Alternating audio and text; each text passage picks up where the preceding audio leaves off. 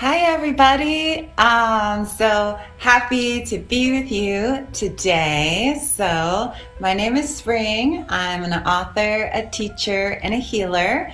I write books here at Hay House. And also, for those of you who are joining me on my teacher page, welcome. And from people all over the world, just from my heart to your heart, I welcome you to this moment and to this teaching that I'm so happy to share about. So I want to talk to you specifically about compassion today. And I want to do a guided meditation on compassion.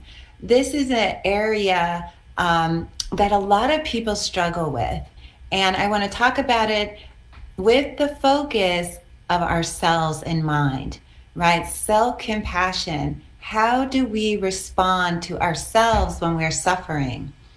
And so this was really inspired by a conversation I had yesterday with this beautiful yoga teacher who owns a studio. I'm here in California, and she's the owner of a studio. And she's really struggling with her community, and she didn't feel that she had any self-compassion for all the things that she was doing and all the support that she was giving. And so she was experiencing a lot of burnout.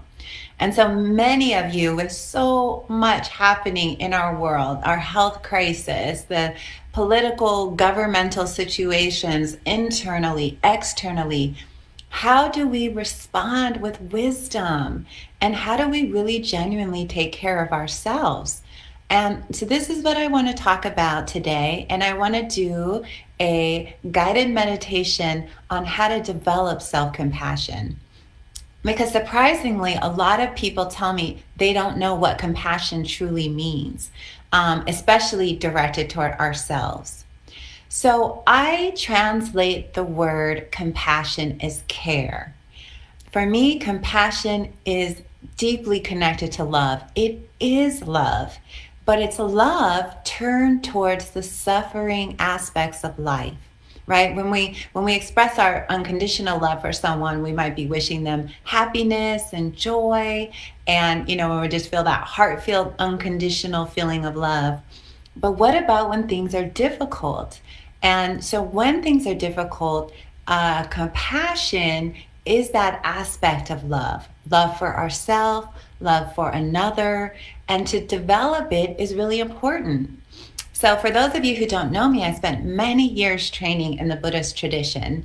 My root teacher, Western teacher, is Jack Kornfield, and I'm a teacher at Spirit Rock Meditation Center, and I also founded the East Bay Meditation Center in downtown Oakland. Now, that has been a lot of time teaching beginners about different practices.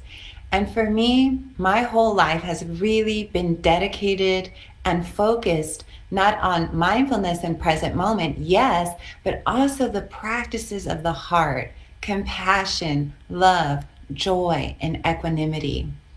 These are called the four immeasurables, and in different Buddhist traditions, they are highly valued because they help us so much. So we talk about compassion today, and I just want to give you a little bit of a background about how I approach it. But I really approach it as an essential ingredient. Without compassion, life is unbearable, right? How do we deal with fear? How do we deal with anxiety? What do we do if we get sick? Or what if one of our loved ones gets sick? What do we do when we feel overwhelmed? How do we respond? So this quality is one of deep caring. So when something's arising internally, we turn toward it. We meet ourselves in a loving way. There was a famous teaching by the Buddha where he talked about how we usually work with our emotion. And it's a teaching called the double arrow. So he said when most people, what happens is they imagine you get shot by an arrow. Instead of taking the arrow out, we shoot ourselves with another arrow, right? Because we don't know. So the first arrow might be that suffering has arisen. We wake up in the morning and suddenly there's a feeling of heartbreak. We don't always know why that's arisen. Sometimes we do, but sometimes we just don't. Or we wake up and we feel fear or sadness or anger or discouragement, how do we respond, right? There's people who feed the emotion. There's people who suppress the emotion. There's people who act out the emotion. Those are really not the most skillful way. The best way is to be present with compassion, right? We start to learn how to work with our painful emotions. Our mind states and our thoughts are the scariest things in our lives, actually, right? How do we work with it? How do we learn to not be afraid of emotion, but to meet it as energy? That's really how we learn how to heal, right? Without compassion, we honestly are unable to let go of anything, right? We just hold on really tight to everything, memories, traumas, words that people said that maybe were mean-spirited, right? Things our family has done, and we never let go of anything. And so compassion is really skillful because it helps us let go of the tangles, let go of the hurts, and to respond with care. So the word care, I care about my pain. And we really have to learn this in our culture. Wherever you are, most people's culture, we think of pain as a weakness, right? Especially ourselves. Or we're able to be there for others, but we have no love and compassion for ourselves. When I used to teach retreats, I would talk to people and they would say, well, I can feel love for my cat, but I can't ever feel it for myself. So we have all these walls of self-judgment, self-criticism, self-hatred, and it is so painful, right? There's nothing worse than when we are attacking ourselves. We are by far the harshest voice around, right? How do we see ourselves? Are we constantly like a driver, military, driver in the mind, a military person? Often we are, and we don't realize it. So we need to be creating more practices and sharing more practices about healing our hearts, working with our hearts. How do we learn how to have compassion? How do we learn how to care about ourselves? Well, these are practices that I'm going to offer today that may be beneficial for you. And as you always know with practices, especially meditation, that's what it is. It's a practice. It's kind of like we're training the mind. We are inclining the mind towards compassion, right? And some days it's there and some days it's just not, right? We just don't feel it. So that's okay. It's like any training. You get up, some days it's a good workout, some days it's not, and you just keep going. You keep getting up, you keep practicing. So don't worry if maybe when you sit down you don't feel a ton. Some of you will. It'll open up. But more importantly is your commitment to it. I want to cultivate this quality, so I just keep planting that seed in the ground. And you know what happens? The seeds that we plant grow. You plant seeds of love and compassion in your heart, they will flourish. If you plant seeds of hatred and fear, they also grow. So what we want to do is we want to move toward more love, more compassion. We start with ourselves, and then that naturally opens up to everybody else. Compassion must include you. If you just give it out to everybody else and you're not included, you will get what's called compassion fatigue, right? Or secondary post-traumatic stress. Or you'll just be at a crossroads where you feel like you're breaking down, right? You must always include yourself. Loving ourselves is the answer. Self-compassion is the answer. When we're in our darkest moment and no one is there, we have to learn to hold our own hand, to be there, to be in those hard moments. And we train for that. Okay? So I hope that we all as a community can start adopting these practices, because this is what we want to see more in the world. Everybody usually points the finger and says, you be compassionate. I want more compassion. Well, it starts in your own heart, in your own body, in your own mind, right? What are you feeling? What's happening in you? What's happening in your life today? right? How can you bring care? Maybe you're having a financial challenge. Maybe you're having a relationship challenge. Maybe there's a physical challenge happening. Maybe you've been dealing with a chronic depression or just feeling like you just feel hopeless about what's happening in the world. I understand. I think all of us do. But what we want to do is bring our compassion to it that. So practical things. Okay. So I want to say hi to everyone from Washington, Dubai, California, Ireland. It's beautiful to be with you all. So wherever you are now, we are going to begin a sitting practice together. So if you're on a couch or you're on, in your car, you might want to stop if you're moving, but try to find some way that you can kind of keep your back straight. You can sit up. You want to feel your breath, right? We always want to use our meditation as a way to align our posture. If you have a pain condition or something's happening, it is fine to lie down flat on the floor. The challenge with lying flat on the floor is that people fall asleep. So just be careful of that. I don't advise people, unless they have some kind of bodily condition, to lie flat on the floor, because we just go to sleep. So ideally, it's good to sit up. So in a chair or on the floor or wherever you're comfortable, okay? When we do heart practices, we want to do it in a way that's easy, right? You don't want to create a lot of painful, body sensations. So don't feel like you have to bend up like a pretzel. But we do want to sit in a way that we're awake, we feel present. And so I'm going to offer this for a few minutes, and then we'll reflect after. And so we're going to begin by closing the eyes. And again, what we want to do is we want to activate the heart. The heart is the most powerful organ in the body, right? It is so connected often on the color wheel to green, growing, right? It's always growing, always opening. Great power in the heart. We want to learn how to activate our soul force, these deeper levels of self-love and self-compassion. So let's begin by just feeling your body any way that feels comfortable. And feel your sitting bones touching. We want to be always grounding in our body. So many times we disassociate. We're gone, we're off, we're lost. So bringing your awareness right now into your body. Feel the ground. Where are your feet? Can you feel your feet? Can you feel your legs under you?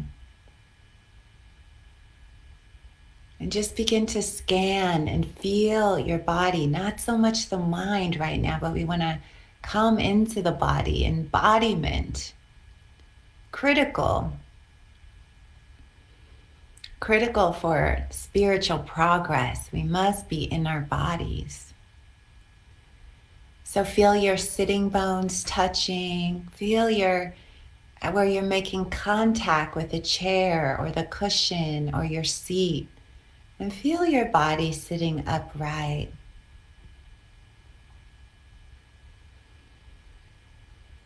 Take a big breath in and a big breath out, and just see if you can begin to soften your whole body. Soften your hands. Notice your hands. How are they placed? When we soften them, we soften our arms and our shoulders. Maybe you need to move your neck around a little bit. And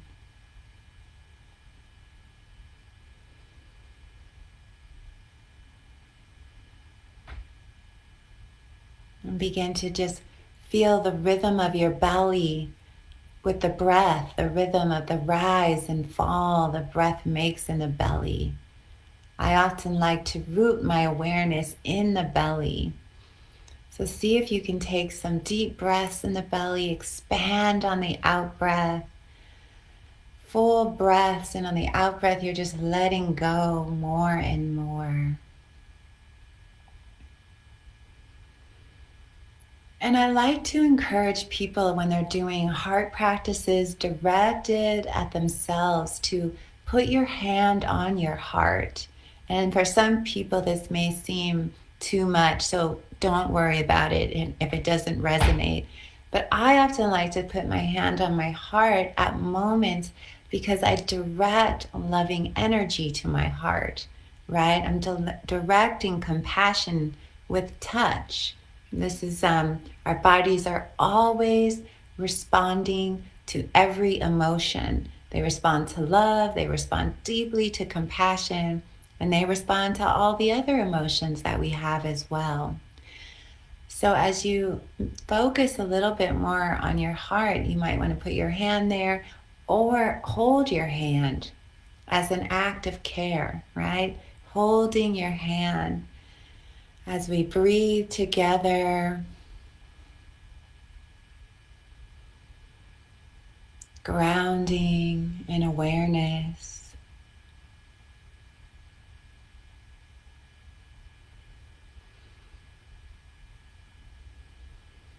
Breath by breath. And now I'm going to ask you to begin to reflect on some of the challenges that you're having in your life right now. Things that are difficult. There could be many beautiful things happening, but we're going to practice compassion by thinking of something that's troubling or difficult that we are experiencing. Maybe it is in this exact moment. And we're going to practice using that difficulty to actually generate self-compassion, to generate care. So as you begin to reflect, and try not to go too deep into the story, you want to just stay present, not sort of lost in the memory, but stay here and now as you hold this place in your life that's challenging. Could be anything happening internally, externally, but it's hard, it hurts, right? So you want to bring that in. And then as we hold the hand on the heart, we want to begin to say the great compassion mantra. I care about this suffering. And keep your eyes closed. You know, it helps to do these practices deeply internally, deeply connected. See if you can really connect with that beautiful part of yourself that is going through challenges. We all do. And as we hold that challenge, we offer over and over, I care about this pain. I care about this problem in my life. Or I care about my sorrow. And visualize yourself there in whatever situation is difficult. Imagine yourself and you're just with your hand on your heart, or you can imagine it going out as if you're looking in a mirror, and you're just saying, I care, and say your name, or if you have a nickname, that can be very helpful, right? We're working with the subtle energy levels here, sending loving energy to ourselves. I care about these troubles and issues. May I open to this, or may I be present with this. We don't want to be judging ourselves right now. We want to be offering care. Judgment does not help. That is the second arrow. If there's suffering, we want to meet it and open to it. We don't need to try to get rid of it. All we have to do is feel it and offer our warmest wishes. I care about this problem. I care about my pain. And let's take a couple of moments just on your own here as you offer any kind energy as you think about your challenges. And it may be that someone else in your life is experiencing a challenge and it's painful for you, your children, your parents. You send compassion to that which you are experiencing.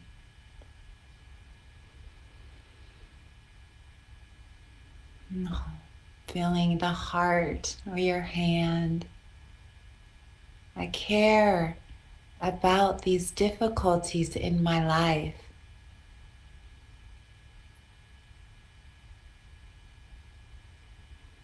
And just see if you can just breathe. With each breath, you're just bringing in your care. Imagine you're just being filled up with this universal compassion, this universal love on the in-breath. You can borrow compassion from the universe, right? With the breath, breathe it in. May I transform these difficulties. May I open to them. These are all aspects of self-compassion. These are all aspects of the flavor of love. We're bringing our love to what is difficult. Imagining yourself is very helpful. Visualization is very powerful. See if you can offer any care. We are worthy of compassion, just like all beings are worthy of compassion. A couple of more moments here. You can also send loving kindness. You can imagine sending loving energy in any way. May I send love and light to myself in this moment. May I be present with the pain that I carry. I care about my suffering.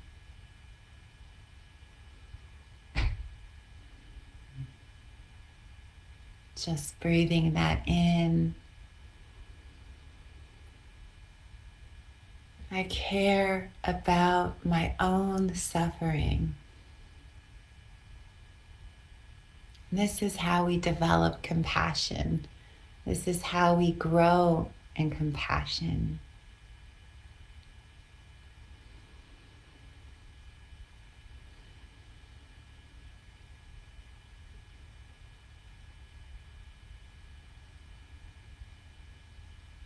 Other affirmations may come. Offer them now as practice. Every seed we plant in the ground grows.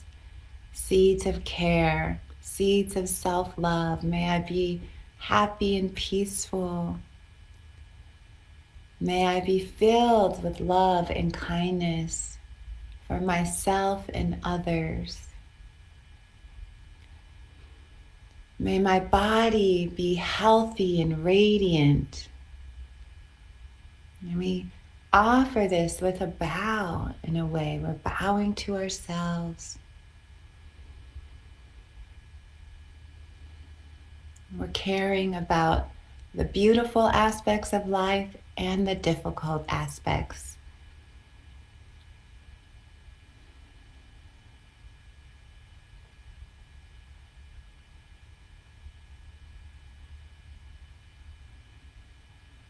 Another moment here.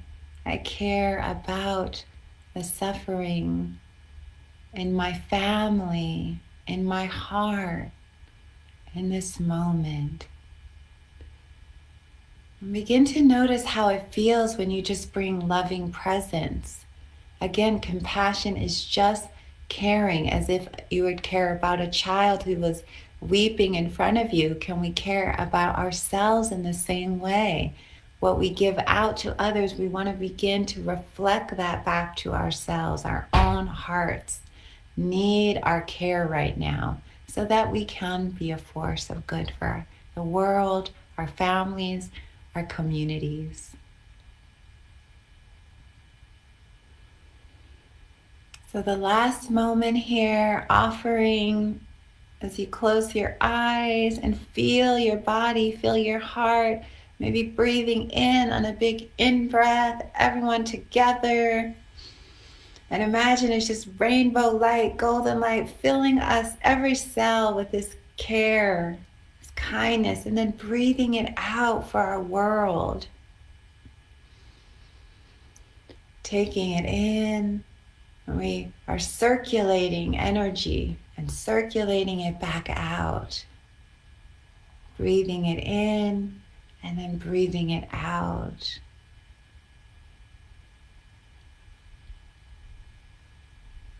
And then I'm going to ring the bell here.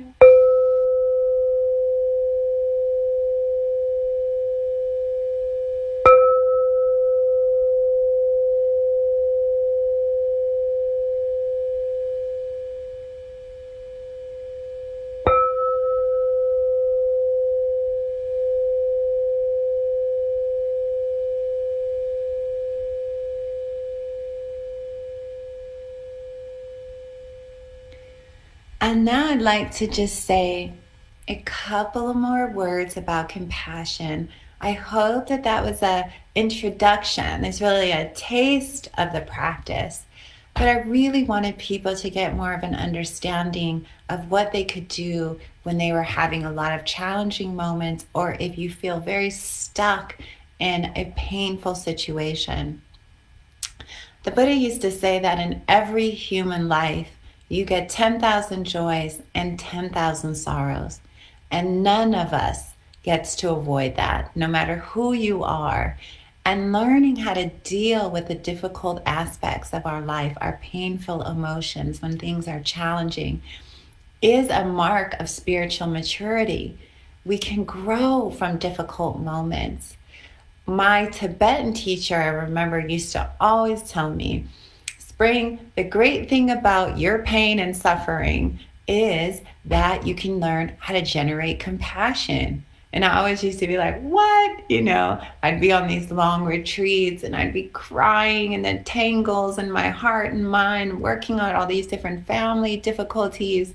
And he'd always say, generate compassion. Your suffering becomes the compost to the open heart.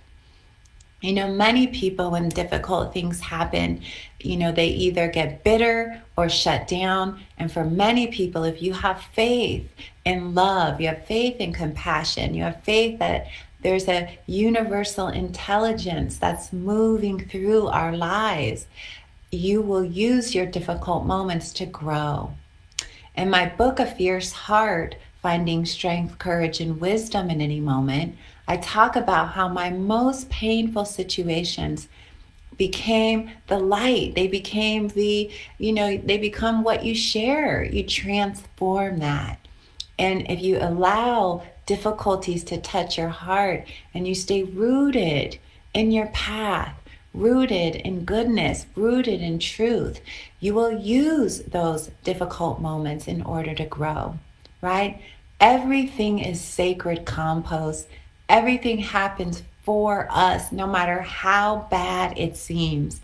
There's a doorway opening right now, and it feels for all of us, we are going through a deep cycle, a great shift in consciousness. And what happens with that is enormous amounts of suffering arises, things we haven't dealt with, things in our families, things in our hearts, right? Everything is arising now. So opening to self-compassion, learning how to practice more self-love will help you tremendously right now, right? All we really have are our spiritual teachers and our practices, right? It's like we're all moving, all 7 billion of us are moving through the eye of a needle, and it hurts at moments. And so being able to tend to yourself, being there. Sometimes people can help, when we're having a hard day or something is happening. Maybe you're married and your partner can be there for you. But sometimes no one can be there for us, but we can be there for ourselves. That is the power in these practices. So Dear friends, I hope this was good. I hope that you learned something today. It's honestly just my joy to come and share regularly now on the Hay House channels, share my teachings, share my heart practices. I do these practices. I am not one of those people that just talks about it. I genuinely have spent years working on these practices because I've needed them, because there was so much suffering and difficulties growing up for me. So you are have yourselves all these practices, and I really, really want everyone to have a blessed day. You can find me on my Facebook channel, Spring Washam. Check me out online. And I just, again, want to just send everyone all my love and light, and for all the communities on Hay House all over the world and on my own channel. May everything in your life be unfolding. May you keep growing. May all beings everywhere be happy and peaceful.